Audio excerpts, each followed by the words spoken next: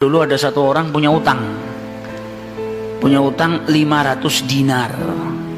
Dia punya utang banyak sama orang, kemudian datang waktunya semua pada nagih, maka dia kebingungan, nggak punya uang. Akhirnya dia pergi ke salah seorang saudagar, dia pinjam uang 500 dinar. Diberikan sama saudagar tadi. Sebelum diberikan ditanya, kapan mau kau kembalikan uang ini? Maka dia berkata, insya Allah di tanggal sekian saya kembalikan. Uang itu diambil, dia bayarkan hutangnya satu persatu. Selesai dibayarkan tidak tersisa uangnya. Nggak ada sisa modal untuk dia putarkan supaya bisa bayar hutangnya yang 500 dinar ini. Karena apa? Memang dia pinjam sesuai dengan kadar hutangnya. Sampai ketika datang waktu jatuh tempo, yang punya uang datang ke rumahnya nagih, mana uang 500 dinar yang kau pinjam? Kau janji hari ini akan melunasinya. Maka dia bilang, demi Allah sepeser pun saya nggak punya. Saya belum mendapatkan apa-apa untuk saya bayarkan kepada dirimu. Maka yang punya uang nggak mau tahu. Engkau janji tanggal sekian mau kau bayar, sekarang sudah jatuh temponya, maka bayar hutangmu sesuai dengan ucapanmu. Dia bilang, saya nggak punya. Kalau begitu ayo pergi ke Qadhi, pergi ke hakim. Nggak benar ini perbuatanmu.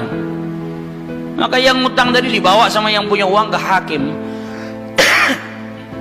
Diceritakan perkaranya, ditanya sama hakim, kenapa tidak kau bayar hutangmu? Bukankah engkau berjanji hari ini akan melunasinya? Dia bilang, iya saya berjanji, tapi saya nggak punya uang. Saya bukan pengkhianat, bukan orang yang mau berdusta. Kalau berdusta saya akan bilang saya nggak punya uang. Nggak ada perjanjian di sini, nggak ada bukti. Tapi saya ngaku kalau saya punya utang dan hari ini saya nggak punya uang untuk saya bayarkan. Maka Qadhi berkata, apa? Kalau begitu kau melanggar janjimu, maka engkau harus dihukum, engkau harus dipenjara. Maka yang utang tadi bilang apa? Kalau begitu ya sudah, kalau memang hukumannya saya harus dipenjara karena saya nggak bayar utang, ya sudah saya terima.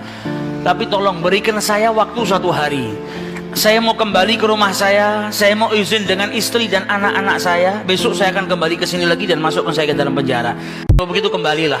Maka dia kembali ke rumah, dia ceritakan kepada istrinya, dia minta izin sama istrinya, suamimu ini mungkin besok di penjara karena nggak bisa bayar utang. Kata istrinya, kalau kau dihukum penjara, terus apa yang bisa membuatmu keluar sekarang ini? Kok tidak langsung di penjara, kok bisa kembali ke rumah? Kata suaminya, karena saya mendapatkan jaminan. Dari siapa? Dari Rasulullah. Dia ceritakan, saya bersumpah kalau saya nggak kembali di esok hari, saya rela tidak dianggap sebagai umatnya Rasulullah SAW. Maka istrinya berkata, selagi engkau ini mendapat jaminan dari Rasulullah atau kau menjaminkan Rasulullah SAW, maka ayo kita perbanyak sholawat. Semoga Nabi besar Muhammad SAW benar-benar menjamin dirimu. Karena sholawat itu manfaatnya besar. Sholawat ini berkahnya luar biasa. Maka si suami sama si istri kemudian diperbanyak sholawat, membaca sholawat yang sangat banyak sampai mereka akhirnya tertidur. Yang laki yang punya utang tadi ketika tidur mimpi berjumpa dengan Rasulullah SAW. Dalam mimpinya apa kata Rasulullah? Kau jangan takut, jangan gelisah. Orang yang mahabbah. Baca sholawatnya bukan sekedar baca, tapi baca dari lubuk hatinya, baca dengan penuh kecintaan. Mimpi berjumpa dengan Rasulullah dan berkahnya sholawat tadi bisa menyelamatkan orang, hajat-hajatnya bisa dikabulkan, dapat pertolongan dari Allah Subhanahu wa taala. Maka dalam mimpinya Rasulullah bilang apa? Besok pagi kau pergi, idhab ilal wali, pergi ke gubernur di tempatmu itu, bilang sama gubernur tadi, Rasulullah mengucapkan salam kepadamu, dan sampaikan kepada si gubernur, kalau setiap hari dia bersolawat kepada Rasulullah sebanyak 1000 kali, itu solawatnya sampai kepada Nabi Muhammad.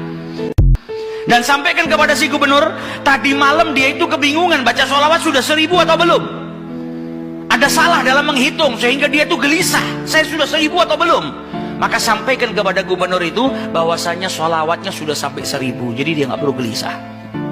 Bangun dari tidur, dia mau kembali ke Qadhi, tapi sebelumnya dia pergi ke wali, pergi ke gubernur tadi. Sampai di rumahnya gubernur, dia sampaikan, wahai wali, wahai gubernur, Rasulullah menitipkan salam kepadamu. Kaget dia. Orang yang selama ini dia sholawati, gubernur ini gubernur yang cinta kepada Rasulullah SAW. Tiba-tiba ada orang yang datang bawakan salam dari Rasulullah SAW. Nabi Muhammad berkata kepadamu, wahai gubernur, sholawatmu yang kau baca 1000 kali setiap hari sampai kepada Rasulullah. Dan tadi malam ketika engkau kebingungan sholawatmu itu sudah 1000 atau belum, ternyata sudah 1000. Nabi ngabarkan kau jangan takut, jangan gelisah, karena sholawatmu seperti biasa, istiqomah kau baca, jumlahnya sudah 1000. Dan Nabi Muhammad minta engkau bantu diri saya untuk melunasi hutang.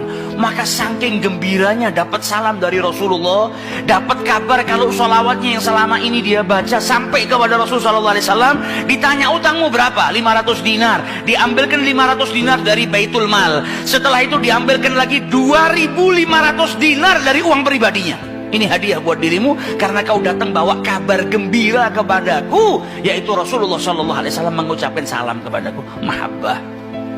Kita belum tentu, kalau mungkin andai ada orang yang mimpi berjumpa dengan Rasulullah, kemudian Nabi mengucapkan salam kepada kita, belum tentu kita bahagia sampai bisa mengeluarkan harta seperti itu. Tapi orang-orang yang mahabbah, kecintaannya sama Rasulullah luar biasa. Maka dia pulang dari rumahnya si gubernur tadi bawa uang 3.000 dinar. Utangnya cuma 500 dinar. Berkat sholawat dia bisa melunasi hutangnya. Maka dia pergi ke rumah qadhi, sebagaimana janjinya dia akan kembali. Dia ketuk pintu rumah qadhi, maka qadhi tadi ketika buka pintunya langsung memeluk orang tersebut, nangis yang luar biasa dan berkata apa? Alhamdulillah, berkat dirimu tadi malam saya mimpi ketemu Rasulullah SAW. Kata Rasulullah apa? Kalau engkau membantu orang yang punya utang itu untuk melunasi hutangnya, maka aku akan membantumu kelak di hari kiamat. Diambilkan uang 500 dinar diberikan kepada orang tersebut. Sampai Qadhinya pun diimpiin sama Rasulullah SAW. Keluar dari rumahnya Qadhi bawa uang berapa? 3.500 dinar. Dia pergi ke tempat orang yang dia utangi mau bayar utangnya. Ketika sampai di rumah orang tersebut, orang yang dia utangi tadi sudah berada di depan rumah nunggu kedatangannya. Ketika ini yang punya utang datang, langsung dipeluk, dicium, sambil menangis mengucapkan terima kasih, berkat dirimu tadi malam saya mimpi ketemu Rasulullah.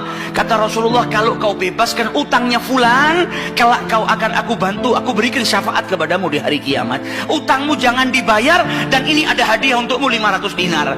Berangkat dari rumah punya utang 500 dinar. Berkat mimpi berjumpa dengan Rasulullah, utangnya terlunaskan dan ada tambahan 4.000 dinar. Berkat apa? Berkat sholawat yang dibaca kepada Rasulullah SAW.